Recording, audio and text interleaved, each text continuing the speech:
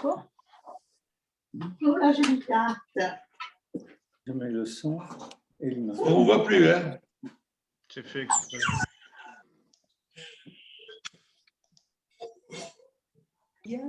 Eliane. Et voilà.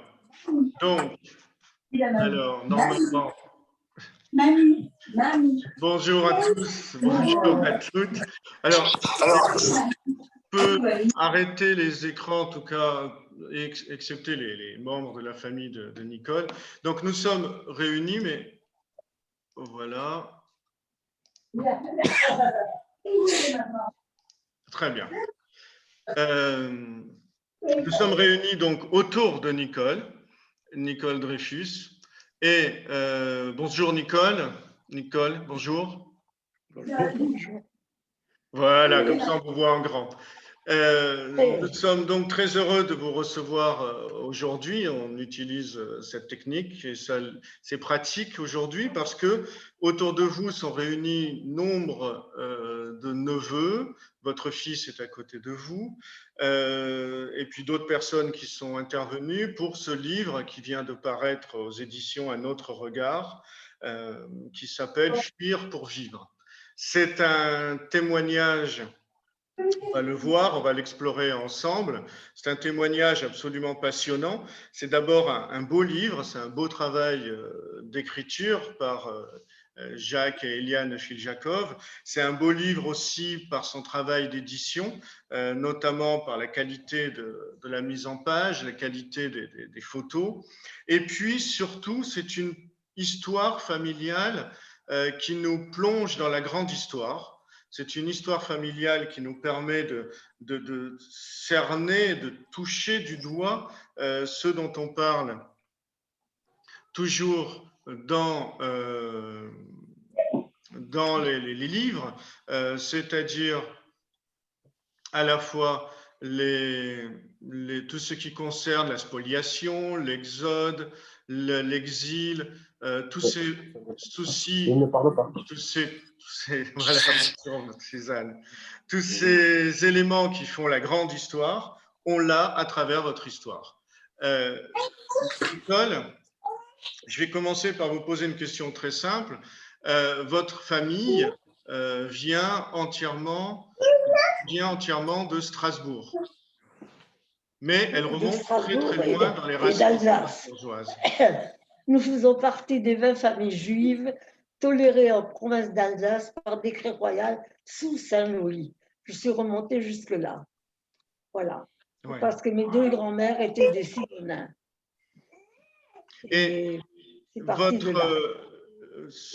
nom est Dreyfus, mais votre nom de jeune fille? C'est As. As. Et vous avez... Mon frère s'appelait Gilbert. Il s'appelait Gilbert comme mon mari. Ouais. Et voilà. Ce qui est assez extraordinaire dans votre récit, c'est qu'on croise des grands noms, le nom de Dreyfus, le nom de As, mais aussi le nom de Blum, parce que vous avez un lien avec la famille de Léon Blum. Mon grand-père maternel était Joseph Blum, qui était un neveu de Léon Blum. Et quand on allait à Paris chez Léon Blum, je peux vous dire, j'avais 12-13 ans, et il m'a toujours dit, ne te laisse pas faire dans la vie, il faut que les femmes puissent faire ce qu'elles veulent. Je me suis battue. Je vais demander à Olivier d'arrêter son micro, peut-être. Oui. S'il vous plaît, si vous pouviez arrêter votre micro, et puis on vous donnera la parole. Bien sûr. Il n'y a pas de souci. Nicole, effectivement, Léon Blum, l'un de ses premiers écrits, c'était un écrit qu'on qualifierait aujourd'hui de féministe. Et ce qu'il vous a dit n'est pas étonnant du tout. Mais dans votre périple, vous êtes parti de Strasbourg parce que les Juifs de Strasbourg ont dû quitter Strasbourg. Jacques Filjakov, Jacques et Eliane, vous avez vous-même, comment dire, je dirais pas écrit, mais vous avez mis en mots tout ce récit. Est-ce que vous pouvez nous rappeler un peu le contexte historique de Strasbourg à ce moment-là? D'après ce qu'on a pu en savoir, la guerre menaçait, c'est-à-dire qu'on s'attendait à l'invasion de l'Alsace-Lorraine par les Allemands, et le gouvernement français a prévu un plan de repli dans lequel Strasbourg figurait, et bien d'autres villes ou parties de régions, chacune ayant un point de chute quelque part en France. Comme ça, par exemple, que l'université Voilà Jean-Michel. s'est retrouvée à Clermont-Ferrand. Et ça s'était très très vite, et le génération antérieure a pris des décisions en fonction de ces décisions gouvernementales. Très bien. Mais Strasbourg a été évacué un jour avant la déclaration de la guerre, à cause de la ligne Maginot. Alors, il faut penser que nous étions en vacances, on a été obligés de partir avec ce qu'on avait sur le dos, parce que mon père était mobilisé, il nous a conduits le plus loin possible de l'Alsace, de cette fameuse ligne Maginot, et que lui puisse retourner à son camp où il était militaire. Oui, effectivement, le départ se fait dans la précipitation, mais dans un premier temps, vous allez à Neufchâteau. Et Neufchâteau, voilà. C'est à combien de kilomètres de Strasbourg? C'est pas très très loin. C'est dans les Vosges, Neufchâteau, ça doit faire 200, 250. Combien? 200. Je ne sais pas, c'est dans les Vosges. D'accord. 200 km, pas oui. Plus, parce qu'il était obligé de nous emmener en voiture et de repartir, lui, à Rosheim, où il était convoqué pour ne pas être mis comme déserteur. Oui, c'est ça. Il était mobilisé. Et on parlera de votre papa, parce que c'est un personnage absolument remarquable, d'une très grande force. Ouais. Et c'est vrai que c'est un héros dans tout ce qu'il a fait, dans la manière dont il a guidé la famille, mais dont il a aussi guidé sa vie. C'est une forme de héros. On va en parler un peu après. Vous dites que vous êtes parti, vous avez tout laissé, mais finalement, c'est un peu l'histoire de ce récit qui passe dans plusieurs villes, qui va jusqu'à Albi, qui part de Strasbourg à Albi, mais en passant par plusieurs villes. Et finalement, à chaque fois, vous perdez ce que vous avez. À chaque fois, vous êtes victime de pillage, de spoliation. Alors, spoliation par l'État et de pillage par les voisins, à plusieurs reprises. Je sais, par les voisins, je n'en sais rien.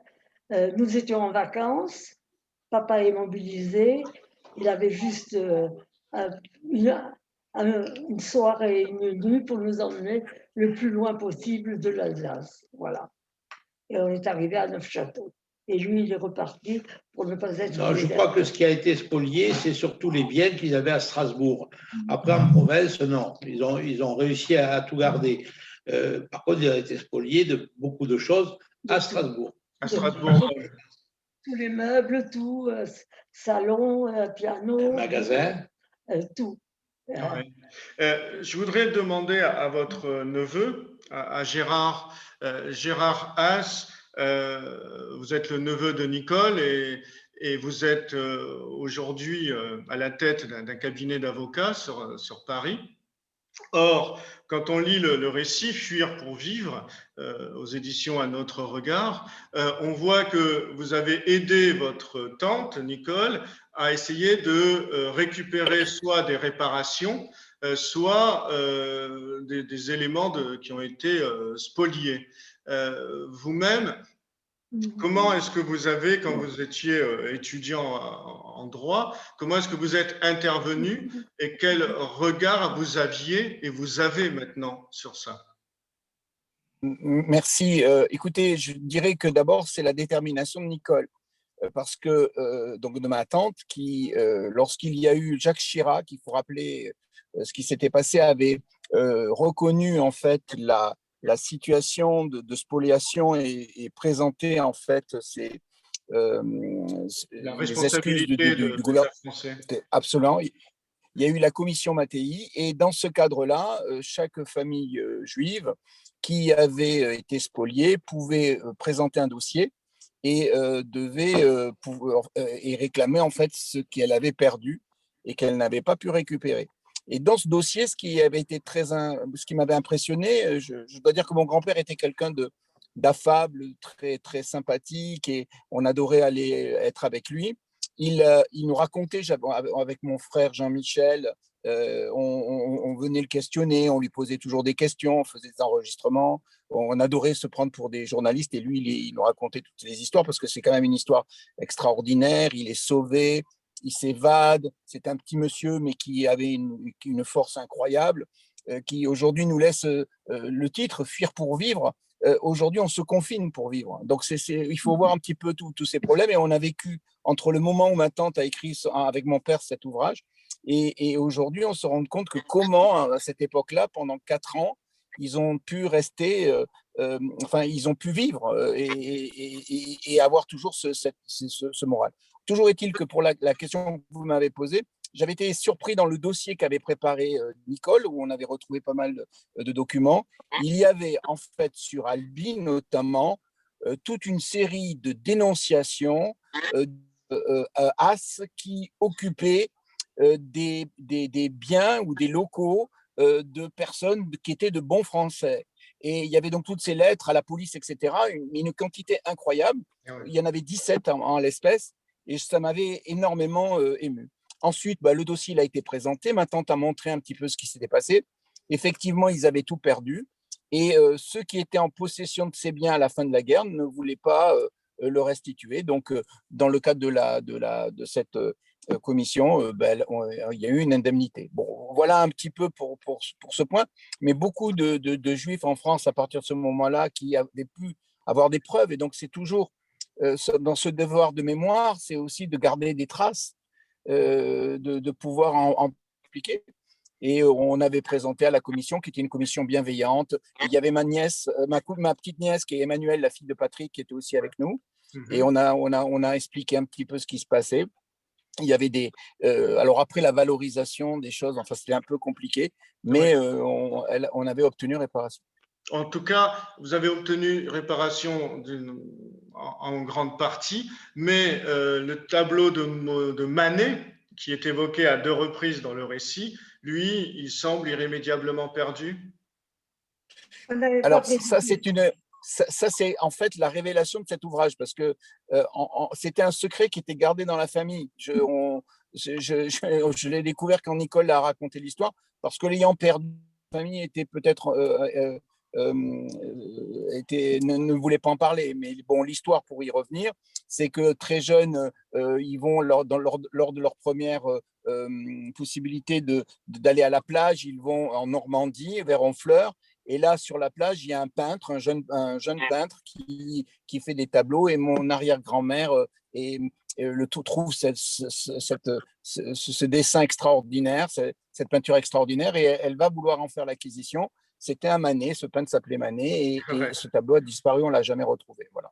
Et votre arrière-grand-mère, qui était la nièce de Léon Blum. Alors, dans ma grand-mère, Alice, la femme de Georges, était effectivement la cousine de Blum. Oui, elle s'appelait Alice Blum. Elle s'appelait Alice Blum. Nicole, ce tableau, vous en avez… Mais elle nous a jamais raconté l'autre côté de Blum, qui était un coureur pas possible. Elle l'a jamais raconté. Mais et puis donc il y avait toute la partie de Blum qui était la famille, j'allais dire, qui avait réussi et qui avait oublié aussi qu'ils étaient juifs. Enfin, ce qui est particulier dans la famille, on est des Ashkénazes, alors c'est particulier. On était à la fois libéral sans être vraiment libéral, quoi. On faisait un parcours d'assimilation. Mais on a gardé toutes les traditions. Voilà. Oui, mais c'est vrai que dans l'histoire de votre famille, on a à chaque fois un chapitre, on pourrait à chaque fois développer un immense chapitre. Le chapitre sur les Blum, le chapitre sur la spoliation, le chapitre sur les Israélites, une famille ashkénaze israélite, mais aussi une famille qui est dans la religion. Nicole, ce tableau est très représentatif un peu des secrets de famille. Et j'imagine que dans ce livre, vous en dévoilez quelques-uns et vous en découvrez d'autres. Nicole, est-ce que vous pouvez nous parler aussi dans ces secrets de famille, ce qui n'est plus un secret, qui est le Sefer Torah qui a voyagé avec vous? Ah oui. Un gros problème, je n'en sais rien. Oui, vous ne savez pas d'où il vient, ce Sefer Torah. Je pense que cette Sefer Torah, on a pu la voir pour un petit jeune homme à côté de Strasbourg qui faisait sa bar mitzvah et il n'y avait pas de Sefer Torah. C'était à côté de Barcelone. Et moi, j'étais avec Alain Yeshurun. C'était un truc de jeune avec le rabbin Deutsch. J'ai expliqué ça au rabbin Deutsch. Il m'a dit oui, il faut une Sefer Torah pour qu'il puisse faire sa bar mitzvah. Et on a pu avoir cette Sefer Torah dans un coffre. Il nous a dit, on vous la prête, il faut nous la ramener telle que. Et il y a eu la guerre. Voilà. Et donc, ce Sefer Torah, c'est votre grand-mère. Votre grand-mère, qui l'a toujours emporté avec Il s'est elle. senti responsable, qui a pendant toutes les années de guerre, elle avait cette Sefer Torah dans le coffre et elle dormait sur un chalit, mais la Sefer Torah était sous son lit. Et personne n'avait le droit d'y toucher. Alors on ne savait même pas ce qu'il y avait dedans. Ouais. Mais elle est arrivée à Albi. C'est ça. Et donc, ce Sefer Torah aujourd'hui, il est où? On l'a donné il y a quelques années. Oh, il y a longtemps, à la synagogue Palapra. Et on ne nous a jamais dit merci. Ça, c'était le grand regret. Ça va être réparé. Vous parlez de réparation. Soyez-en assurés. Et il y aura même, enfin, on fera quelque chose autour de ce Sefer Torah et autour de votre famille et de ce don. Mais parce que son histoire est méconnue finalement, l'histoire de ce Sefer Torah. Enfin, là, on est dans l'histoire immédiate, celle de la synagogue Palapra, et l'administrateur ignorait l'histoire de ce Sefer Torah. Et mon fils n'aurait pas pu faire sa bar mitzvah s'il n'y avait pas eu cette Sefer Torah, puisqu'il l'a fait pendant la guerre. Et d'autres enfants. Non, maman, tu dis des bêtises. C'est papa, c'est mon père. C'est mon père qui a fait la bar mitzvah à Castres. Ah, mon frère. Ah, je confonds. Ton frère. Mon frère ne pouvait pas, c'est bon, excusez-moi. Ouais. C'est mon frère qui ne pouvait pas faire sa bar mitzvah s'il n'y avait pas eu cette Sefer Torah. Ce qui est quand même intéressant à dire, Maurice, c'est que mon père a fait sa bar mitzvah pendant la guerre à Castres. Et donc, ils ont réussi à réunir des minyanes pour pouvoir faire la bar mitzvah. Et autre chose aussi, mais qui est une histoire, mais que me racontait alors mon grand-père quand on venait à Albi, nous promenait, tout ça, et puis il nous racontait plein d'histoires. Et il disait toujours bonjour et à tous les gens qu'il rencontrait. Et en fait, on était petits et on lui a demandé, mais pourquoi tu dis toujours bonjour? Il me dit, écoute, quand je suis arrivé, j'étais un étranger, moi, dans le Tarn, personne ne me connaissait. Alors, j'étais dans la rue et chaque fois, je disais bonjour. Au début, il m'ignorait. Et puis, au fur et à mesure, tous les jours, à force de dire bonjour, il me disait bonjour. Et quand après, les Allemands sont arrivés, etc., ben, je voyais les gens, je disais bonjour, on me serrait la main. Les gens me connaissaient. Et il me disait, ça, c'est la première chose. Et la deuxième chose, quand tu vas dans une ville que tu ne connais pas, va au cimetière parce que tu as tous les noms des gens qui étaient importants et tu sais qui est important ou pas. Donc, c'était des… Et j'ai gardé un peu ces points. Voilà, ça, c'était Jojo. C'était Jojo qui aussi, après, voulait être au-delà parce qu'il faut dire que si on est toujours présent et si on est encore vivant, c'est parce qu'en fait, il y a eu des Français qui ont protégé des Juifs, et on en est l'exemple, ils étaient prévenus, le facteur, enfin, dans la famille, et Nicole l'illustre bien dans son ouvrage, mon père aussi nous racontait un petit peu tout ce qui se passait, et mon grand-père, après, Georges Ast n'avait qu'un objectif, c'est d'être un citoyen dans la cité. Et c'est pour ça qu'à Albi, il était dans le football, c'est pour ça qu'il était, je me rappelle, le carnaval d'Albi, enfin, il a été président du Tarn, la communauté du Tarn. Mon père, Gilles Berras, a été président de la communauté de Béziers et a monté aussi la communauté. Et je pense qu'avec mes frères aussi, on a toujours essayé de s'investir dans la société civile parce qu'on a pour accompagner. Et ça, c'est aussi une trace d'intégration et voilà républicaine qui était importante. Et on était très, si vous voulez, fiers de ça. Fiers de ça, voilà. Et dans l'ouvrage Camille Nicole, elle raconte un petit peu toute cette famille, cette histoire. En fait, ça faisait très drôle. C'est une question que vous nous posiez tout à l'heure, parce qu'on les a connus, maintenant ils sont dans un livre. Donc c'est passionnant. C'était des gens qui j'écoute un peu. avec du caractère. Oui, alors c'est ça aussi, c'est-à-dire qu'on en a vu. J'en ai une photo. Faudrait fermer le micro à Alain, s'il vous plaît. Alain Gabas. Tu le vois que j'ai envoyé une photo. Fermer le micro. On a vu aussi que, justement, vous parliez, je reprends ce que vous disiez, on voit comment cette population venue de Strasbourg ou d'autres lieux de l'Est ont animé finalement la vie juive en France et ont réanimé cette vie juive en France. L'exemple que vous donnez sur Albi, sur Béziers, est totalement évident, mais on voit cela aussi à Toulouse. Nicole, en ce qui vous concerne, reprenons un peu le fil. Vous êtes à Strasbourg, de Strasbourg vous partez dans les Vosges. Qu'est-ce qui vous amène, non pas en zone non occupée, ça on le sait, on connaît un peu l'histoire, mais qu'est-ce qui vous amène vers Albi? Ah, vous n'avez plus le son, je ne sais plus pourquoi.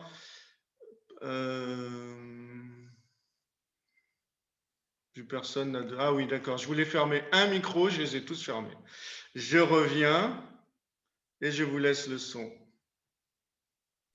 C'est à vous de le faire. Allez-y. Patrick, il faut que tu cliques sur le son, sur le micro. Voilà, c'est à vous de le mettre en marche. Pardon, ça y est, nous sommes revenus sur les ondes. Pourquoi Albi a été fait prisonnier et emprisonné à la caserne d'Épinal dans les Vosges. Et déjà à cette époque, les Allemands mettaient les soldats juifs d'un côté et les autres de l'autre. On leur faisait faire toutes les corvées. Nous habitions à l'époque dans les Vosges à Rambervillers, à 35 km d'Épinal. On allait en vélo. Mon frère aidait maman à monter sur la bicyclette parce qu'elle ne savait pas comme il faut et ni monter ni s'arrêter. Bon, elle savait pédaler. Et là, mon père nous racontait qu'il ne pouvait pas rester, ça n'allait pas. On leur faisait faire toutes les corvées, etc. Oui, ça aussi, c'est très intéressant, le traitement des Juifs à part parmi les prisonniers de guerre. Voilà. C'était vraiment quelque chose d'épouvantable. Et le dimanche suivant, on a été invité chez les propriétaires de là où on logeait à Rambervillers. Et à table, maman raconte que mon père ne peut pas supporter ça. Il se laisse mourir de faim parce qu'on leur fait faire toutes les corvées et il ne supporte pas ça. Et chez ces propriétaires qui étaient les demoiselles arroyennes avaient invité leur neveu. Et c'était le petit curé de Rambervillers. Et ce jeune curé a écouté ça.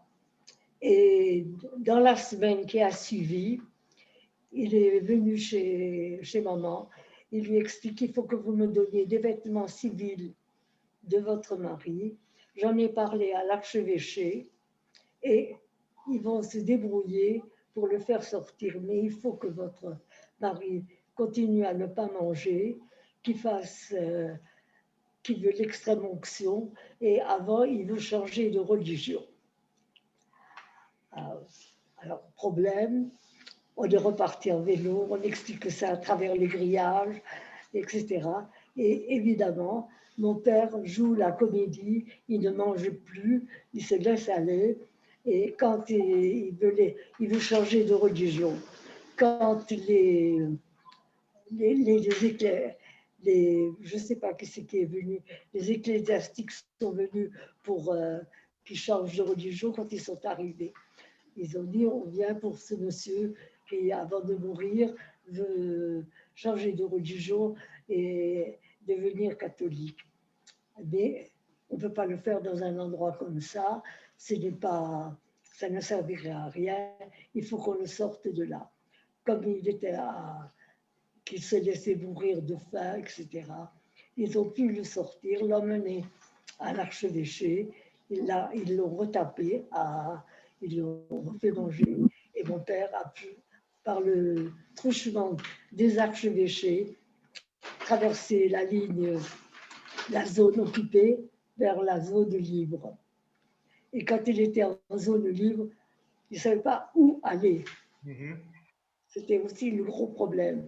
Seulement, avant la guerre, un beau-frère à mon père était directeur des tanneries de France à Strasbourg.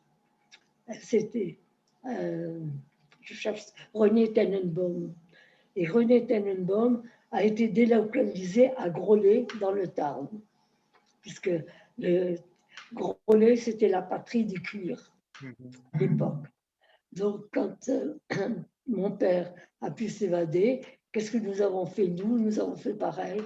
On est parti, on avait des sacoches autour de nous avec nos vêtements. On a mis, je ne sais pas, je ne me rappelle plus combien de jours pour arriver jusqu'à Toulouse. Et on ne savait pas où était Groslay. En fin de compte, on y est arrivé à Groslay. Et là, il y avait donc René Tenenbaum avec ses parents. Et il nous a trouvé un appartement. Et on a pu vivre 1 ou 2 ans à Groslay. Moi, j'étais à l'école à Groslay. Voilà.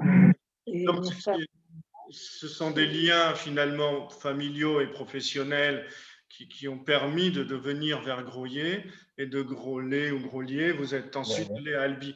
Gérard, vous devez bientôt nous quitter. Oui, mais excusez-moi, en tout cas, je merci de votre intérêt pour cette histoire de famille. Comme l'a dit ma tante. Passionnante et touchante. Ouais. En tout cas, merci de votre intervention. Nous restons de toute façon avec votre tante et vos frères qui sont là aussi. À bientôt. Merci. Merci à tous. Au revoir. Salut Gérard. Salut. Patrick, peut-être un mot sur votre grand-père, Georges. Je voudrais qu'on s'arrête un instant sur Georges Haas, qui est un personnage extraordinaire et romanesque. Vous pouvez nous en parler? Bon, moi, si vous voulez, mon grand-père, j'ai passé beaucoup de temps avec lui parce que je vivais pratiquement chez lui jusqu'à l'âge de 13 ou 14 ans. J'étais tout le temps avec lui. Il m'a amené au football. Il n'avait jamais tapé dans un ballon, mais comme il était président de l'US Albi, oui, on ne ratait jamais un match de football. Il a eu la médaille d'or. Et il a eu la médaille d'or du sport remis par le gouvernement, alors qu'il n'avait jamais tapé dans un ballon de sa vie. Mais il avait fait sa place. C'était un monsieur jovial, c'était un monsieur qui savait parler en public. Il arrivait à haranguer les gens, mais de façon très joviale, très conviviale. C'est un monsieur gentil. Oui, et en même temps, vous le présentez comme votre cousin, vous le présentez comme un homme sympathique, affable, aimable, mais c'était quelqu'un de dur. On le voit à travers son parcours. Dur dans ce qu'il a vécu. Oui, dur dans ce qu'il a vécu. La manière dont il a vécu cela. Quand il est arrivé à Albi, ils ont démarré avec rien. Ils vendaient des chaussettes dans un parapluie. Et il avait monté un petit magasin d'antiquités où les gens lui amenaient des choses. Et petit à petit, c'est un homme qui a fait sa place. Après, c'était un homme très courageux au niveau de ce qu'il a vécu entre le moment du départ de la guerre où il est parti à l'armée jusqu'au moment où après il a fait sa vie à Albi. Par exemple, il y a un épisode à Albi, je vais relater tel qu'il a été réécrit par Jacques et Eliane Filjakov, c'est par rapport à un locataire dans l'immeuble à Albi. Il n'a pas été réécrit, il a été corrigé. Corrigé. Merci Nicole.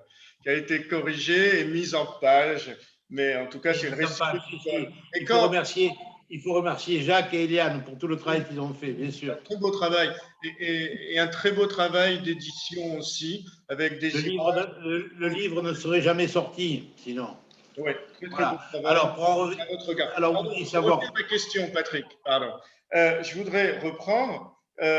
Quand Georges s'en prend, parce qu'il y a un voisin Non, nuisible, moi je me suis mis juste et en lecteur. ce voisin nuisible, Georges le prend entre quatre yeux et lui dit: tu vois, salaud de collabo, il y a 6 balles dans ce pistolet, débarrasse d'ici, sinon les 4 premières seront pour toi, ta femme et tes gosses. Je te jure que je ne plaisante pas, fous le camp, disparaît de ma vue, salaud. C'est un immense courage pour un juif qui a connu les camps d'internement, de prisonniers, pour un juif qui est soumis aux lois anti-juives et qui peut, d'un moment à l'autre, être Arrêtez. arrêté. Et d'ailleurs, ils ont failli être arrêtés de manière très très claire. Oui. C'est un courage énorme. Quel regard avez-vous, Nicole, maintenant sur cette scène-là précisément? Mon père était très courageux, il prenait la défense de beaucoup de gens. Il n'était pas, disons, il n'était pas pieux parce qu'il n'avait pas eu l'éducation pour, mais il se sacrifiait pour beaucoup de personnes. C'était un homme très intelligent, bien qu'il n'ait fait aucune étude, parce qu'à 13 ans, il vendait et distribuait les journaux à Paris. Parce que mon grand-père était, lui, parisien, était né à Paris. Tout le monde est né à Strasbourg, sauf mes cousins de Béziers, qui sont nés à Béziers, bien sûr. Mais après, sinon, toute la famille de Strasbourg. Il n'y avait que le grand-père qui était parisien. Mais à 13 ans, il vendait les journaux. Donc, l'école, il n'a pas connu. Mais c'était un autodidacte. Oui. Il a appris. Et ce courage-là, on le voit aussi au moment où il fera de la résistance. Mais là, on n'a que quelques lignes. Alors, je vais demander à Jacques Jacob, est-ce qu'on a un peu plus d'informations? Est-ce que vous avez un arrière-plan qui peut nous donner un peu plus d'informations sur la résistance à laquelle a participé Georges Haas? Non, ça c'est vraiment le point d'interrogation que nous avons. C'est les débuts de la résistance, l'organisation de la résistance. Les participants qu'énonce Nicole, et j'ai repris exactement ce qu'elle disait, sont des gens tout à fait éminents dans l'organisation de la résistance. Charles Darravon, Moussaron, ça c'est plus nouveau, on peut être surpris. Localement, celui qui deviendra le maire du village à la Libération. Bon, on trouve un certain nombre de personnalités qui sont réunies dans la cuisine familiale et qui sont, semble-t-il, en train d'organiser. Alors, organiser quoi? Organiser la résistance civile, ou plutôt, je soupçonnerais le maquis juif. Il y a un maquis juif qui a été monté à proximité. Malheureusement, on n'a pas des dates précises, on ne peut pas le confirmer avec la chronologie. Mais d'après les indications qui sont fournies, je soupçonne que c'est quelque chose qui se passe du côté du maquis de Bic ou autre lieu, entre un peu avant la Cône et après Villefranche d'Albigeois, quelque part par là. Mais on n'en sait pas plus, malheureusement. Il y a juste cette photo, entre guillemets, de famille, de résistants juifs et non juifs, et qui met un appétit, mais on n'en sait pas davantage. Je regardais encore ce matin sur le mémorial de la Shoah, ce dont on dispose. On a beaucoup de photos de ces maquis.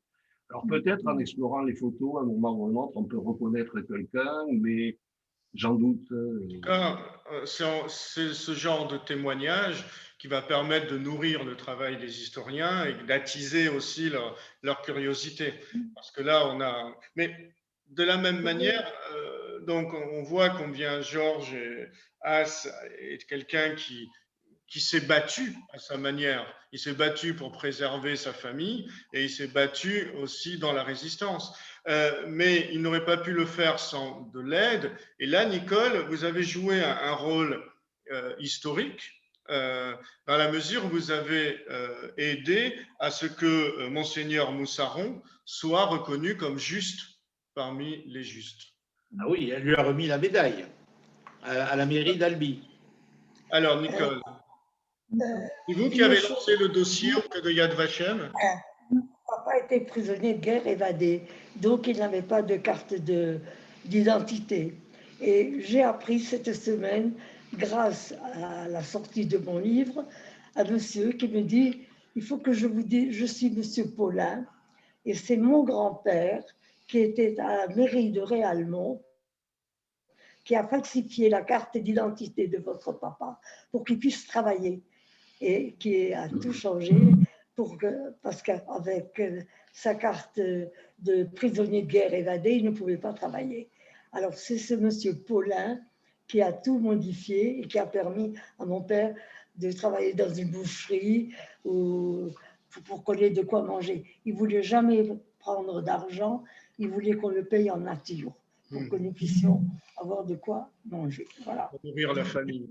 On était quand même à Réalmont parce qu'il y a eu des lettres de dénonciation. Pourquoi que ce juif habite à... Je les ai, ces lettres, et je n'ai pas voulu les éditer parce qu'il y a le nom des personnes. Et les héritiers ne sont pas responsables de ce que les grands-parents ont pu raconter en demandant pourquoi que ce juif habite un appartement, habite un bon chrétien, etc., n'a pas à se loger. Ouais. Donc, Si je reviens à l'archevêque Moussaron, vous-même, vous l'avez connu dans la mesure où vous alliez déjeuner avec lui tous les samedis. voilà. Pas tous les samedis, tous les dimanches. Tous les dimanches, c'est une confusion. Oui, Shabbat et le dimanche. Il me faisait chercher, je mangeais à sa table, il me disait, toi, la petite juive, à ma droite. Bon. Et j'avais 13, 14 ans. Pourquoi venait-il me chercher? Je ne sortais pas. Parce que sur ma carte d'identité, il y avait juif, sur la carte d'alimentation, il y avait juif, il y avait tout ça. Et malgré que la directrice de l'école a mis de l'encre rouge dessus, il y avait ce mot juif qui vous suivait partout. Et, un jour, je lui demande, est-ce que je peux regarder dans vos archives? Est-ce que je peux, il me dit avec plaisir, comme vous voulez, etc. Bon, j'étais trop jeune pour pouvoir trouver ce que je voulais. Et c'est quelques années plus tard que j'ai pu revenir à l'archevêché, que celui qui remplaçait Monseigneur Moussaron m'a permis de regarder dans les archives, que j'ai pu voir que Monseigneur Moussaron, mais déjà à l'époque, c'est mon père qui avait fait la demande pour Moussaron parce que c'était tous les archevêchés, les unes après les autres, entre Dijon et les archevêchés d'Albi, qui avaient permis à mon père de s'évader par le toucher des archevêchés. Voilà. Et je le savais indirectement par Monseigneur Moussaron, mais qui ne parlait pas beaucoup de lui, mais il m'expliquait quand même qu'il avait pu faire passer des gens par l'Espagne pour éviter de se faire prendre par les Allemands. Oui, là encore, c'est une leçon de votre témoignage, la manière dont l'Église, parce qu'on se focalise toujours sur Monseigneur Saliège, Monseigneur Théas à Montauban et Saliège à Toulouse, mais on oublie Moussaron et finalement, et ce qui est très intéressant dans votre témoignage, c'est que vous montrez aussi l'ambiguïté de Moussaron, à la fois allez-y s'il vous plaît. Oui, c'était très difficile pour lui. Il était entre deux chaises, franchement. Et il le savait et discrètement, il m'en parlait. Et c'est ça qui est passionnant dans votre témoignage « Fuir pour vivre », aux éditions Un autre regard, c'est qu'on a un récit linéaire que je laisse à chacun le soin de retrouver par la lecture, et à travers ce récit linéaire, on a comme cela quelques ouvertures, quelques fenêtres vers une autre histoire et vers quelque chose de plus profond. Jacques et Eliane, est-ce que c'est ça aussi qui vous a motivé pour la mise en page de ce récit? C'est tout cet arrière-plan historique extrêmement riche qu'il fait redécouvrir. Bien sûr, mais si je prends l'exemple de Monseigneur Moussaron, parce qu'il est particulièrement riche, on a quelqu'un qui est très proche de Pétain, qui est un ami de Pétain. C'était un pétainiste au sens où on employait le terme à l'époque, pas aujourd'hui. Il y a une lettre qu'avait Nicole, je pense, qui s'adressait à lui en termes très, très amicaux à un moment donné. Bon. Et puis, il y a le Pétain, qui est le chef de l'État français. Et là, c'est une autre paire de manches. Et Moussaron ne pouvait pas ne pas savoir, ne serait-ce que parce que c'est dans le sud-ouest qu'étaient tous les camps destinés aux Juifs, pratiquement, ne pouvait pas ne pas savoir ce qui se passait concernant les Juifs. Et son sens chrétien de la charité, évidemment, était sollicité à ce moment-là. Alors, comment faire entre les deux? Bon, je trouve que ce qui est le plus emblématique pour ceux que la question intéresse, c'est de comparer les lettres, la lettre de Monseigneur Saliège, et puis quelques jours après, celle de Moussaron. Il n'y a plus qu'une différence. C'est énorme. Alors, dans un seul trait, on cite tous les archevêques qui ont suivi Monseigneur Saliège, mais chacun les a suivis à sa manière. Il y a tout un travail là de décryptage. Il est très clair que l'intervention de Moussaron, le texte qui fait lire dans les églises dont il a la responsabilité, est loin d'être aussi engagé que celui de Saliège. Il en conserve certains aspects, mais il minimise par ailleurs. Toutefois, on le retrouve dans la cuisine des parents de Nicole. Bon, il n'y a pas... C'est pas une image. Non, c'est pas une image. C'est vraiment la cuisine. C'est pas Golda Meir dans sa cuisine, mais c'est Moussaron dans la cuisine des parents de Nicole. Et par ailleurs, et surtout, alors là, j'ai essayé de retrouver les archives de Moussaron, André Sarr, archevêché. Malheureusement, elles sont perdues. Il y a tout ce mouvement d'accueil d'enfants juifs dans les orphelinats, dans les établissements catholiques du temps, qui est énorme. Il y a énormément d'enfants. On est en train, avec Eliane, de décrypter, d'essayer de les identifier un à un, et avec les lieux correspondants.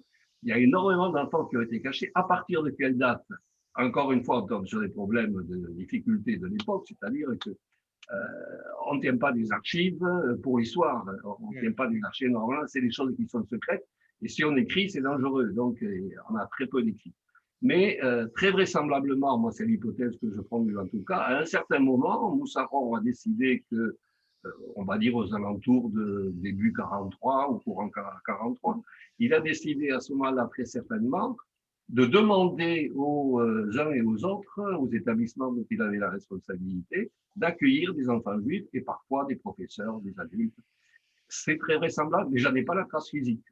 Donc, si vous voulez, vous avez un personnage extrêmement ambigu et on a découvert ça chemin faisant. Moi, j'étais à l'inauguration, un peu au moment où à la remise de la médaille, on y était les uns et les autres, on a assisté, on a applaudi, on a été émus.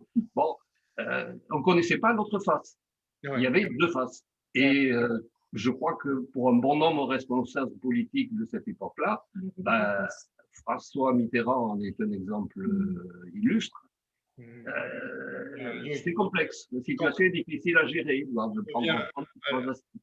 Oui, on revient à la complexité de l'histoire qui est un maître. Dites-moi, Maurice, oui. il y a mon cousin Jean-Michel, que je crois qui est arrivé, non? Oui. Alors justement, je voulais laisser la parole à Jean-Michel et à Olivier, qui sont les frères de Gérard qui a dû repartir en voiture, et qui sont les enfants de Gilbert Haas, le frère de Nicole, ici présente.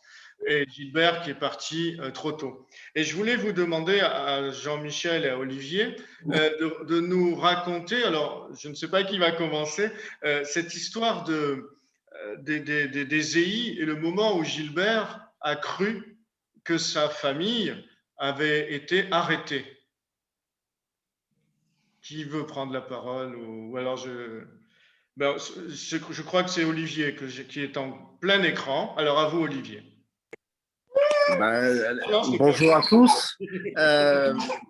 Alors les EI, justement avec Jean-Michel, on a continué parce qu'on a été EI aussi quand on était adolescent et préadulte.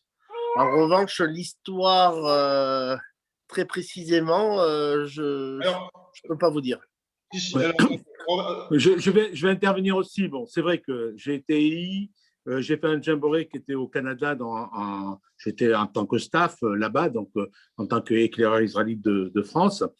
Alors, cette histoire au niveau des EI, je l'ai qu'en souvenir à travers les histoires que me racontait ma tante ou éventuellement Georges, mon grand-père, mais je n'ai pas de souvenir à proprement parler. Donc, c'est Nicole qui a ce souvenir-là. Moi, j'étais beaucoup trop jeune, je n'étais même pas né à l'époque, pour tout vous dire. Vous avez quand même un document, permettez-moi d'intervenir, où vous avez les écrits de votre père. Dans ces cahiers, et votre maman les a, dans ces cahiers, là, j'ai essentiellement reproduit ce qu'il avait écrit à ce sujet. C'est lui qui le raconte, c'est pas Nicole. Oui, effectivement, mais j'ai pas souvenir. J'ai plus de souvenirs par rapport à cette histoire-là. J'ai des souvenirs sur d'autres histoires, mais pas sur celle-là particulièrement. Voilà. D'accord. Le fait de continuer la tradition des EI, je crois que Nicole, votre tante aussi, était une EI avec son frère. C'est l'exemple de votre famille, de votre père, qui vous a poussé à être EI aussi, à être chez les éclaireurs israélites de France? Oui, disons qu'on a été. Alors, il est vrai que quand on était à Béziers, il n'y avait pas d'éclaireur israélite de France. Et donc, on était éclaireur de France. Et disons que ça nous a permis d'avoir une ouverture par rapport à le côté laïque de tout ce que développent les éclaireurs de France. Et ensuite, j'ai eu l'opportunité de rencontrer les éclaireurs israélites qui étaient à Montpellier. Et à Montpellier, donc à ce moment-là, je suis devenu éclaireur israélite et j'ai participé sur des actions, notamment donc un jamboree où je suis parti au Canada et je faisais partie des staffs des organisateurs. Donc voilà. Et du croisé bon nombre de Toulousains à ce moment-là. Effectivement. À l'époque, j'étais étudiant aussi bien à Montpellier qu'à Toulouse et donc j'ai croisé effectivement beaucoup d'éclaireurs israélites et la communauté aussi bien toulousaine que montpelliéraine sur les jeunes juifs de France. Voilà. Est-ce que je m'adresse aussi bien à vous, Jean-Michel, qu'à Olivier. On va revenir sur l'histoire de votre père, comment il était avec Gamzon, et on va laisser Nicole en parler après. Mais est-ce que vous, il était, parce que c'est à ce moment-là, c'était comment dire, c'était le moment historique, les éclaireurs israélites de France, quoi, le moment fondateur. Mais vous, comment vous l'avez vécu en tant qu'enfant? Est-ce que vous leur racontez? Est-ce qu'il y avait une indifférence? Est-ce que vous disiez, bon, c'est bon, tes histoires, c'est passé, on n'en parle plus? Quel était votre rapport à cette histoire de votre père en tant qu'éclaireur israélite de France avec le fondateur Gamzon? Je n'avais pas parlé avec lui à proprement parler. J'ai découvert dans un film récent au niveau du mime Marceau, les actions que faisaient les éclaireurs israélites du côté de Strasbourg et en Alsace. Mais c'est vrai qu'il n'en parlait pas trop hier. On avait d'autres sujets de discussion. C'est ressorti à l'occasion du livre de Nicole. Donc, c'est super parce qu'il y avait des souvenirs que j'avais complètement oubliés et qui ont refait surface à ce moment-là. Donc, je retravaillerai peut-être dans mes souvenirs, mais je ne garde pas de marque précise sur ces souvenirs en tant qu'éclaireur israélite de France. D'accord. Olivier, vous êtes plus jeune que Jean-Michel? Oui, c'est ça. C'est que, effectivement, il y a énormément là, parce que je suis avec ma maman et on fait la fête des grands-mères. Alors, c'est pour ça qu'il y a pas mal de bruit dans la maison. Mais effectivement, tout ce qu'il y a dans le livre et que dit Nicole, et c'est vrai qu'on en a entendu parler, c'était les souvenirs si, mais c'était des souvenirs pendant les repas, c'était des choses. Alors, c'est par bribes. Alors, effectivement, comme le dit Jean-Michel, c'est bien parce qu'il y a une sorte de fil rouge qui se remet à travers le livre pour se rappeler de toutes ces anecdotes. En fait, ça parlait souvent, les repas de midi familiaux, par des anecdotes. Et là, l'histoire du livre, ça fait un déroulé plutôt continu. Parce qu'effectivement, évidemment, c'était des souvenirs graves pour la plupart. Et donc, c'était plus sympa au niveau de la famille de le faire sur fond d'anecdotes. Ouais. Et du coup, c'était plus convivial. Et effectivement, c'était un peu tabou de parler des histoires un peu noires. On a de l'époque, oui, effectivement. Alors qu'on était enfant et que tout le monde voulait oublier tout ça, mais ne pas l'oublier quand même. Donc, voilà un peu. Alors, justement, Nicole et Patrick, Nicole, est-ce que vous, maintenant vous la racontez, vous avez plus de 90 ans, et c'est maintenant que cela paraît en livre, mais est-ce que vous en parliez avant, et notamment à votre fils Patrick? La seule personne qui était très religieuse chez nous, c'était ma grand-mère, Jeanne Blum. Alors on faisait tout pour lui faire plaisir. Et le vendredi soir, le kidouche, et on tenait tout très, très strictement, parce que c'était elle qui était, disons, l'arbre de vie de la famille. Mais nous étions déjà en avance, disons, sur les juifs libéraux actuellement. Oui. Parce qu'on faisait ça pour faire plaisir à ma grand-mère. Oui, ça on le voit bien dans votre récit.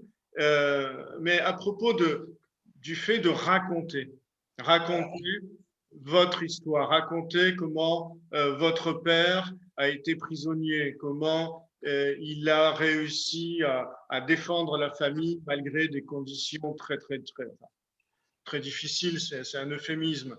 Est-ce que ça, non, très tôt, Patrick, est-ce que votre mère vous en avait parlé beaucoup avant?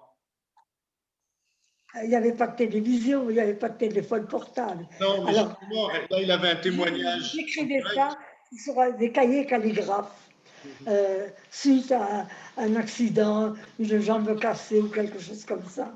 Je ne me souviens pas exactement, mais j'ai écrit au fur et à mesure sur deux, trois cahiers calligraphes cette histoire. Pourquoi une famille qui n'était pas tellement pieuse suivait quand même pour faire plaisir à la grand-mère Blum. Oui, mais moi je vais rajouter un truc. Celui qui nous en parlait le plus, c'était mon grand-père, de son vivant. Après, ma mère m'a toujours dit, j'écrirai un jour un livre, mais je rigolais, moi, ça ne m'intéressait pas. Ça m'intéressait pas, je ne disais jamais. Et la détermination qu'elle a eue, grâce à Jacques et Eliane qui ont été avec elle, à qui elle a donné tous les documents et qui ont fait la mise en page, elle montre, vu son âge, une détermination à toute épreuve. Voilà. Elle me parle même d'écrire un autre livre. Oui, je voudrais témoigner, donc je voudrais dire une chose. Merci Nicole d'avoir écrit des souvenirs. Je me rappelle qu'avec Gérard, quand on était plus jeune, on avait fait des interviews de mon grand-père et sur des cassettes, on doit peut-être les retrouver un de ces jours, mais d'où il nous racontait tous ces récits. Et donc, ces récits qui sont repris dans le livre pour certains, d'autres qu'on ne connaissait pas et d'autres que l'on connaît, mais j'ai eu directement de la voix de mon grand-père, puisque Gérard s'était transformé puisqu'il avait eu à sa bar mitzvah un radiocassette, et donc il faisait ses enregistrements, donc il faisait des interviews, on préparait des questions pour savoir ce qu'il en était. On l'a fait aussi bien d'un côté, du côté as que de l'autre côté maternel, et c'était pour avoir des traces, des souvenirs. Et c'est vrai que certaines histoires qui sont aujourd'hui dans le livre, on les a eu racontées directement par Georges. Bon, et des histoires notamment de la première évasion, de la deuxième évasion, et c'est pour ça, et on en discutait. Mais c'est vrai, c'était pas le sujet de tous les jours, de tous les repas. On en parlait de temps en temps. Voilà. Ouais. Tout le monde aimait écouter. les histoires que racontait papa. Et il a toujours dit à Gérard, un jour, tu seras avocat. Parce que Gérard, on lui avait offert un enregistreur. Oui, il a dit, Jean-Michel, un radiocassette. Et il faisait ça avec... C'était un des premiers à l'époque. À l'époque, c'était un des premiers radiocassettes. Voilà. Voilà. J'ai mes neveux, quand ils venaient à lui, c'était chaque fois un grand plaisir. Jean-Michel, j'adorais quand il venait. Je l'emmenais même chez le dentiste, je l'emmenais un peu partout. Tout ce qu'il n'aimait pas, avec Tati, il le faisait. Bon, Jean-Michel, tout est enregistré. Hein. Maintenant, voilà, j'ai enregistré là, d'accord. Non, mais je sais, il n'y a pas de problème. Je t'embrasse. D'ailleurs, je peux vous l'envoyer tard. Avant de laisser la parole à l'auditoire, encore une question à Nicole. Est-ce que Nicole, quand vous avez eu le livre en main, j'aimerais savoir ce que vous avez pensé ou ressenti quand vous avez eu le livre. Vous avez dû faire sa relecture. Vous connaissiez l'histoire, mais le fait de l'avoir en tant qu'objet, le fait de l'avoir à distance, ça vous a fait quoi finalement? Les larmes aux yeux. Ouais. Et la première des choses que j'ai fait, je cherchais l'arbre généalogique et je n'ai pas, au premier coup d'œil, je n'ai pas ouvert la première page. Ah ouais. Et c'était caché. Et parce que toute l'histoire revient, mes deux grands-mères étaient des Simonins. Voilà, c'est parti de là. Ouais. Et le découpage en chapitres, notamment ce très beau chapitre, il y a beaucoup de beaux chapitres, mais celui sur les femmes, c'est vous qui avez eu l'idée, Nicole, ou c'était dans les cahiers de Gilbert, ou c'est... J'ai pas entendu suffisamment. Il y a un très beau chapitre sur les femmes dans votre famille, et on a à chaque fois de très beaux portraits de femmes. C'est vous qui avez eu l'idée de les rassembler en un seul chapitre? C'était les femmes qui géraient ça, beaucoup plus que les hommes. Oui. C'était des femmes de tête, voilà. Ah oui, ma grand-mère Bloom, c'était un chef. Je peux pas. Elle se trouvait veuve très jeune et c'est elle qui menait les choses d'une manière vraiment très, très lucide. Il fallait être à l'heure, il fallait être exact, elle était très organisée, disons. Et si on n'était pas là le vendredi soir pour le kidouche ou à l'heure, alors là, c'était mon père qui ne savait pas l'hébreu, qui n'avait pas été à une école, il avait été à l'école Lucien de Hirsch à Paris, mais pas longtemps, comme il était l'aîné, c'était l'aîné qui travaillait pour que le frère et la sœur puissent faire des études. Et mon père, à l'âge très jeune, vendait des journaux. Pour et ma grand-mère paternelle, ils n'avaient pas beaucoup d'argent. Je la voyais, quand j'allais à Paris, je voyais ce qu'elle faisait et elle mettait de l'eau dans le vin. Alors je lui disais, qu'est-ce que tu fais, grand-mère? Je baptise. Voilà, je baptise. Alors ça avait été resté ça, voilà. Avant dans ce livre, ils sont partis mais vous avez croisé Fuir pour vivre. On a encore beaucoup d'autres histoires. On a aussi l'histoire de la famille Engel, qui est une histoire extraordinaire, qui passe par Shanghai. C'est la famille américaine. Oui, la famille américaine, ouais. Tu pourrais écrire un livre. Il y a aussi tu pourrais écrire un livre. Et donc, j'incite tout le monde à... ce livre est disponible dans toutes les librairies. Et si vous ne le trouvez pas, passez-moi un message, ou en tout cas, il est édité chez Un Autre Regard, aux éditions Un Autre Regard. Mais maintenant, je voudrais, s'il y a des questions dans l'auditoire, sinon je continue. Mais si vous voulez faire des remarques ou interroger, je vous laisse le micro. Une sœur de ma grand-mère a fêté ses 104 ans. Elle est actuellement aux États-Unis, en Floride. Margot Engels. Mais quand elle était jeune, elle était avocate et elle a travaillé à Berlin. En travaillant à Berlin, elle est tombée amoureuse d'un Allemand qui s'appelait Angèle. Et je ne me rappelle plus de son prénom. Maintenant, ça me...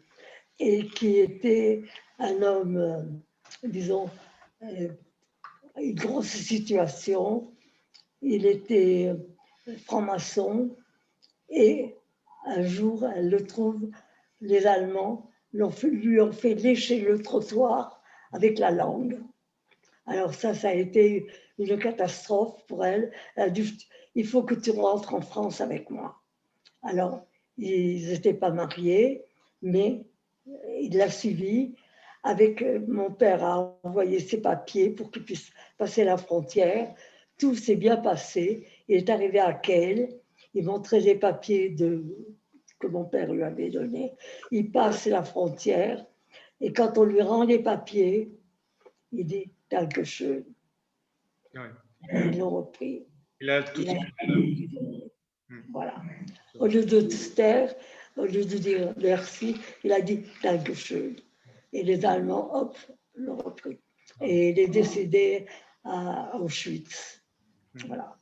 Et c'est son fils qui était pendant toute la guerre avec nous, Henri, qui ne parlait pas un mot de français et qui est allé au bout de 3 mois, 4 mois à l'école française et il parlait couramment le français.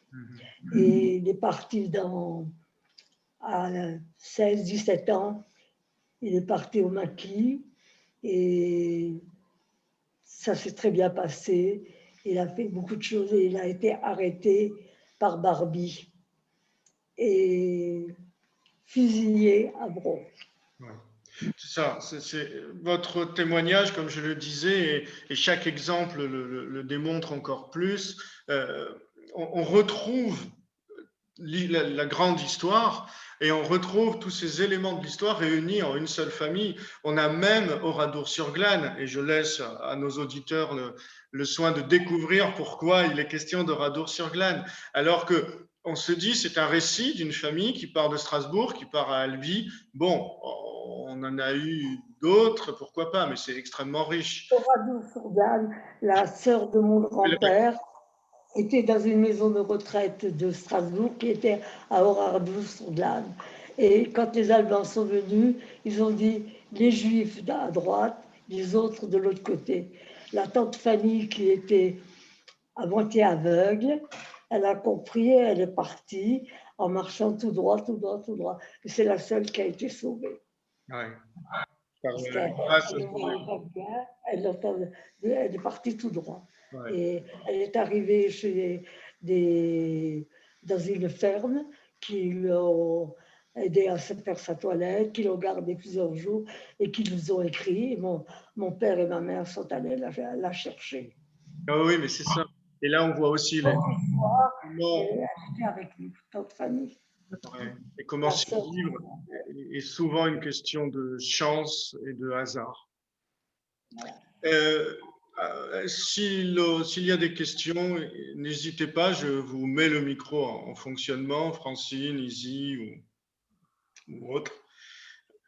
Francine, moi j'ai une question pour Francine parce qu'elle est représentante de Yad Vashem. Hop. Francine. Voilà, normalement vous pouvez. Très bien. Est-ce que vous y étiez à cette cérémonie pour Moussaron ou c'était Albert Sefer à l'époque? Non, c'était pas moi, ça devait être peut-être même pas Albert, c'était peut-être avant. Par contre, alors moi j'avais une question un peu personnelle. Bon, je suis assez émue parce que cette histoire ressemble à l'histoire de ma famille. Alors en 2 mots, maman est née à Épinal, mes grands-parents étaient à Épinal. Juin 40, Épinal a été bombardé et donc ils sont partis juste un jour avant les bombardements. Ils ont été sur les routes de l'Exode et ils ont terminé leur périple après moult arrêts à Béziers. Et donc j'ai toujours entendu parler d'un monsieur Haas à Béziers. Donc je suis en train de me dire il y a des similitudes là. Monsieur Haas à Béziers. C'est mon frère. C'était mon père. Voilà, vous avez les C'était Gilbert. C'est Gilbert Haas, c'est le frère de Nicole et mon père. Le père de Jean-Michel. Alors, est-ce que vous avez entendu parler de la famille Veil à Béziers? Oui, bien sûr. Voilà, Madame Veil était présidente de la Viso à l'époque. Et Alors, il tenait sur la place centrale, là, il tenait un magasin de tissus. Ah non, alors, ce n'est pas les mêmes Veilles. C'est pas les mêmes. C'est pas les mêmes Veilles. Alors, je suis une petite fille Veille. Oui. Mon grand-père avait une manufacture de pantoufles à Épinal. Bon, Oui. après, il est devenu VRP et il habitait à Béziers, donc rue Mazagran. Voilà. Très bien. C'était vers quelle époque? C'était vers quelle époque tout ça? Mon grand-père a quitté Béziers en 1971. 71. Donc, il devait connaître effectivement mon père. Et moi, j'étais très jeune à l'époque. C'est peut-être pour ça que je ne connais pas cette famille Veil particulièrement. Je connaissais d'autres Veil. Peut-être c'est aussi des parents, vous, peut-être. Je ne sais pas. Ok. Bon, c'est une petite parenthèse personnelle. Merci. Ok. La magie de... Bon. Moi, je ne connaissais pas l'histoire des Juifs de Béziers. Je sais qu'il y a actuellement une communauté qui vit une sorte de revival, de résurrection. Et ça s'inscrit dans une histoire beaucoup plus longue, évidemment, sans remonter au Moyen-Âge, mais au moins dans ce XXe siècle. Mon frère à Béziers était longtemps, je crois, président de la communauté juive et également président des commerçants de Béziers. Il a fait revivre avec la venue des Pieds Noirs dans les années 60. Donc, il y a eu une renaissance au niveau de la communauté juive à Béziers. Et mon père, alors il y avait d'autres personnes, bien entendu, a fait renaître cette communauté et a donné une choule à Béziers qui existe toujours à l'adresse de Paul Sémar. Voilà. Oui. Et il y avait donc mon grand-père André Veil avec lui, c'est ça? Très certainement, très certainement. Très bien. Jean-Michel et Olivier, vous habitez où maintenant? Alors, pour Jean-Michel, il habite Paris. Et pour Olivier, il était à côté de Béziers. Moi, j'habite toujours Béziers et je travaille 2 fois par semaine à Paris. Donc, effectivement. À Béziers. D'accord, très bien. Mais c'est vrai que quelque part, c'est un retour aux sources par rapport à la famille Haas, qui était Lucien Haas, était batelier ou capitaine de marine des bateliers à Paris, au début du siècle dernier. D'accord. Voilà. Il y a une prise de parole. Du côté Haas, la plupart des Juifs alsaciens ont quitté l'Alsace en 70 pour ne pas être allemands. Alors, c'est surtout cette question qui est là. Du côté paternel, ils ont quitté l'Alsace en 70. Le grand-père Haas était d'un petit village dans le Haut-Rhin. J'ai fait des recherches. Et ma grand-mère, ils étaient à 10 km l'un de l'autre, ils ne se seraient jamais connus, sauf à Paris, parce qu'ils avaient un étrange accent alsacien. Voilà. Oui. Et la plupart sont partis aux États-Unis ou à Paris. Très bien. J'ai une question aussi. Oui, ici. Sur Haas. Bon, je ne connais pas ces histoires, je trouve très, très émouvantes. Dans toute la période où j'ai vécu à Toulouse, avant d'y revenir maintenant, je connaissais surtout par Lilou Cohen, l'organisation juive de combat, et j'avais fait un film sur la 35e brigade à Toulouse, un anti-toulousain. Mais la vie des gens, je ne savais pas grand-chose et petit à petit, je récolte des informations. Mais j'ai une question sur Haas. Le seul Haas que je connaissais, c'est Wojciech Haas, qui était un des très grands cinéastes polonais et qui a fait un film absolument splendide qui s'appelle La Clepsydre. Sanatorium Clepsydium.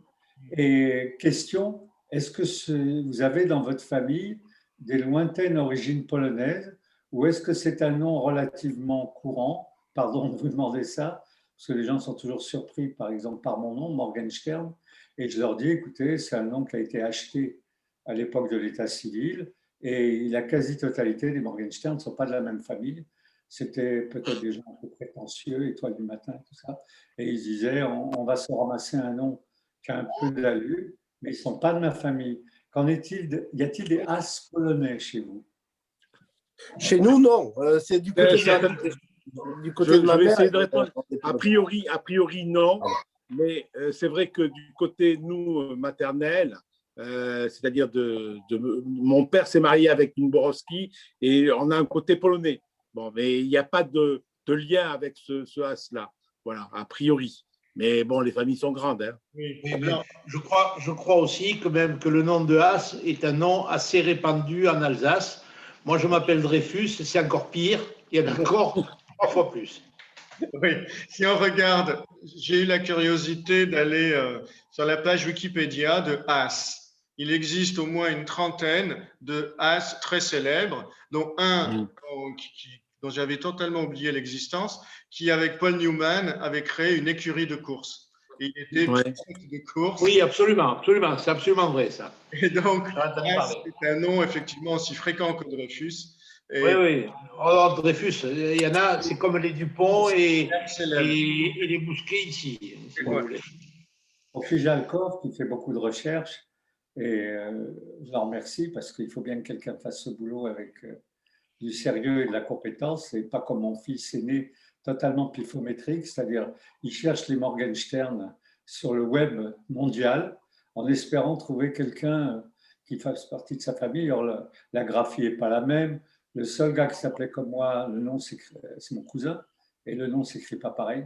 Donc, question, comment on se débrouille, donc, Jacques, avec les noms de famille? Parce qu'il y a un moment où ça bute, c'est-à-dire le moment où cet état civil est usurpé ou acheté, comme Goldman, Goldberg, il n'y en a pas un qui possédait la moindre mine d'or.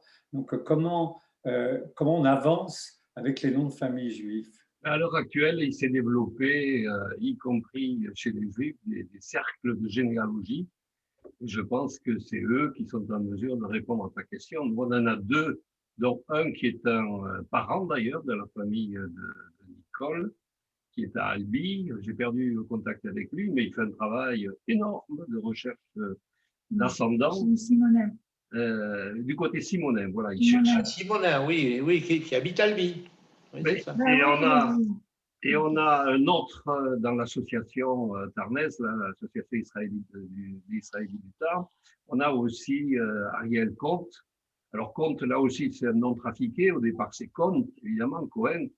Mais lui-même est féru de généalogie et ce sont des gens assez extraordinaires. Ils avaient à remonter le temps et à reconstituer les familles en obtenant des mairies, des actes d'état civil, de naissance, de mariage, de décès. Voilà comment ils font. Nous, on ne touche pas à ça. On s'intéresse davantage aux gens comme Nicole et les siens, qui sont son frère, puisque c'est sur grande partie aussi sur le journal qu'avait écrit les écrits de son frère qu'on a reconstitué cette histoire. On travaille plutôt sur des histoires familiales comme ça. Et actuellement, dans le livre qu'on est en train de construire sur les Juifs du temps pendant cette période de la guerre mondiale, on est en train de rédiger un premier chapitre qui concerne, dans laquelle la famille As-Dreyfus aura sa place, mais il y a 7 autres cas de familles de ce genre qui se caractérisent par le fait qu'elles ne sont ni victimes ni héros. Ce ne sont pas des gens qui ont porté haut le drapeau de la résistance, ce ne sont pas des gens connus comme étant des résistants, des chefs de guerre ou autres, et ce ne sont pas non plus des familles qui ont été exterminées, qui ont été privées de liberté. C'est des familles qui ont essayé de vivre une vie aussi normale que possible pendant cette période dans le temps. Et elles sont très nombreuses. Donc, on va retrouver la famille dont nous parlons aujourd'hui dans ce livre comme un des 7 ou 8 exemples de la première partie. Mais il y en a beaucoup d'autres. Et c'est tout à fait intéressant de prolonger donc, ce cas sur un certain nombre d'autres cas qui ressemblent, qui ne sont pas identiques, qui ne sont pas forcément aussi riches, mais enfin bon, qui sont intéressants. Par exemple, tout récemment, on a découvert, j'abuse un peu du fait que j'ai le micro, on a découvert des agriculteurs polonais, juifs, à Montans, à Souel, un endroit improbable à côté de Cordes, qui est mieux connu, des agriculteurs polonais, des juifs agriculteurs polonais qui avaient une ferme, grâce à laquelle les juifs de Montans, les juifs qui étaient réfugiés, qui étaient à Gaillac et à Brest, ont réussi, pas au camp de Brest, mais dans la ville de Brest, ont réussi à survivre. Parce qu'un juif étant avec un certain nombre d'autres agriculteurs à cet endroit-là, son cousin avait une ferme aussi, son beau-frère plus exactement, il a pu aider les uns les autres à survivre. Donc, vous voyez, il y a des histoires tout à fait extraordinaires. On travaille à ce niveau. Je suis tombé sur eux récemment et j'ai discuté avec celui qui est au kibbutz en Israël. Ah ben voilà. Oui, je suis là. Oui. Oui. Plus exactement. Voilà, comment tu as passé autant de temps à cultiver des pommes pendant la guerre et tout, et qui a une histoire à la fois ahurissante et d'une certaine façon ordinaire, parce qu'il est parti de France seulement dans les années 50, 55. Il est à Forchine, on est d'accord ici? Au kibbutz C'est ça, voilà, d'accord. On espère rentrer en contact avec lui cette semaine. Ça fait un bout de temps qu'il n'est pas venu. Mais ce sont ce genre de personnages, de même une amie dont les parents étaient, pardon, la mère n'était pas juive et qui est enterrée donc au cimetière en bas de chez moi à Gaillac. Et elle est totalement juive. Et ce sont des histoires de ce genre. Mais je ne sais pas qui les rassemble. Toi, tu les rassembles et tu fais ça. Je rassemble tout ce que j'arrive à récupérer, mais c'est beaucoup dû au hasard, au contact de l'un à l'autre. C'est comme un chapelet de saucisses cachères, évidemment, mais de saucisses quand même. L'une appelle l'autre et la seconde appelle la troisième. On en est actuellement à peu près 8 pour cette première partie. Les juifs qui étaient en liberté, à la différence de ceux qui étaient à Brens, à Saint-Sulpice ou à la Cône, qui étaient privés de liberté de différentes façons, ou bien ceux qui étaient dans les maquis. Bref, c'est notre histoire. En tout cas, en faisant mes recherches, j'ai retrouvé que sous Saint-Louis, il y avait le mot toléré qui m'a énormément choqué. Il n'y avait que 20 familles juives tolérées en province d'Alsace. Alors, quand vous avez 14-15 ans et que vous voyez le mot toléré, vous dites qu'est-ce qui se passe? Qu'est-ce qu'on avait le droit? On n'avait pas le droit d'être propriétaire terrien. On avait le droit d'être que colporteur, usurier, guérisseur, et je ne sais plus lequel encore, mais surtout, quand le tocsin sonnait, il fallait être hors la ville. Sinon, alors c'est pour ça que tous les juifs d'Alsace se retrouvent dans des métiers comme guérisseurs, comme usuriers, comme voilà, tout ce qu'ils avaient le droit, puisqu'ils n'avaient pas le droit d'être propriétaires terriens. Et c'est pour ça qu'en 70, la plupart des juifs alsaciens ont quitté l'Alsace pour ne pas être allemands. Tu l'as déjà dit. Voilà. Merci à la famille Haas et Dreyfus, aux deux familles de... Ah, Francine veut prendre la parole. Oui, je n'ai pas répondu à ta question tout à l'heure à propos de la remise de médaille à Monseigneur Moussaron. Alors là, j'ai cherché sur mon téléphone à côté. Et alors, je ne sais pas si on va le voir à l'écran. Voilà. La photo de la remise de médaille, bon, c'est pas terrible. Non, c'est pas la peine. Mais on voit Albert Sefer. Oui, donc c'était bien Albert Sefer et c'était l'année de nomination, c'était en 2009. Bon, je ne sais pas si la cérémonie a eu lieu en 2009 ou 2010, enfin bon, c'était dans ces eaux-là. Et c'était bien Albert Sefer. Voilà, je confirme. J'ai voulu. Il est juste remise donc par Yad Vashem. Nicole Dreyfus, merci infiniment pour votre témoignage. Si vous le permettez, on vous demandera de témoigner, peut-être de vous enregistrer en caméra, face caméra. On va voir, mais c'est vrai que c'est le témoignage que vous faites du récit de votre famille, comme je l'ai dit, je le répète parce que c'est suffisamment rare pour le souligner, il reprend nombre, sinon la totalité des éléments qui font l'histoire des Juifs de France. Et à ce titre-là, c'est un ouvrage important. Et puis, il trace le portrait d'une famille ô combien courageuse, ô combien persévérante et extrêmement touchante. Et ne serait-ce que pour ces deux raisons, il faut lire ce livre et le diffuser le plus autour de nous.